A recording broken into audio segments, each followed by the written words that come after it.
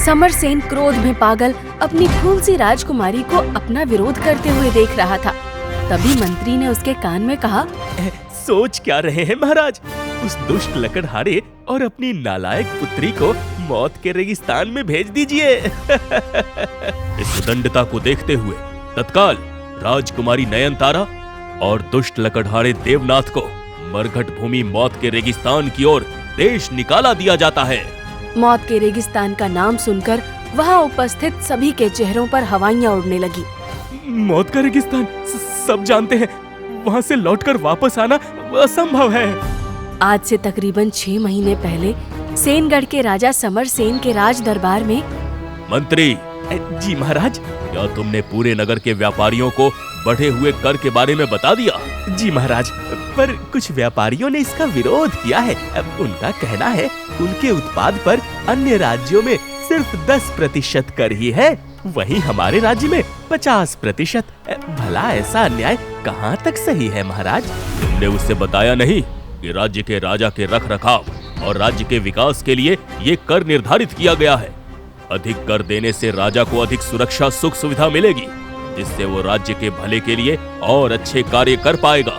जी महाराज, समझा दूंगा। हालांकि आज कर ना चुका पाने वाले कुछ नागरिकों की और कुछ राज्य के अन्य अपराधियों की पेशी है। महाराज, मैं उन्हें आपके सामने उपस्थित करता हूँ, आप न्याय करिए। उपस्थित किया जाए। सबसे पहले धोती पहने बेड़ियों में जकड़े दुबले पतले 2 व्यापारी लाए गए। ये जीतराम और मीतराम 2 व्यापारी बंधु हैं। महाराज, व्यापार कर ना चुका पाने की स्थिति में आपने इनकी जमीनें और घर गिरवी रखने का आदेश दिया था, पर सब कुछ लेने के बाद भी अभी इनका 1/3 कर बचा हुआ है। दया करें सरकार, पिछले वर्ष की मंदी की वजह से मेरा सब कुछ पहले ही छिन चुका है, इसलिए कर नहीं चुका पाया महाराज। नया व्यापार शुरू करते ही सारा कर भर दूंगा। किसी तरह की दया का प्रावधान नहीं है हमारे राज्य में। जितना कर लगता है उतना चुकाना पड़ेगा मंत्री। जी महाराज, इन्हें बंदी बनाकर राजमहल के कार्यों में लगा दो, जैसे गेहूं पीसना, तेल निकालना, अस्तबल की सफाई करना इत्यादि। जब तक इनके इस वर्ष का कर चुकता ना हो जाए, इनके साथ किसी तरह की दया नहीं होगी।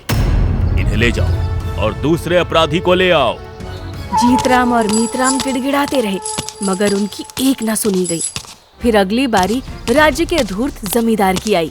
महाराज, अगले अपराधी जमींदार अमर सिंह हैं, जिन पर गरीब किसानों की जमीन हड़पने, उधार पैसे देकर मनमाना ब्याज वसूलने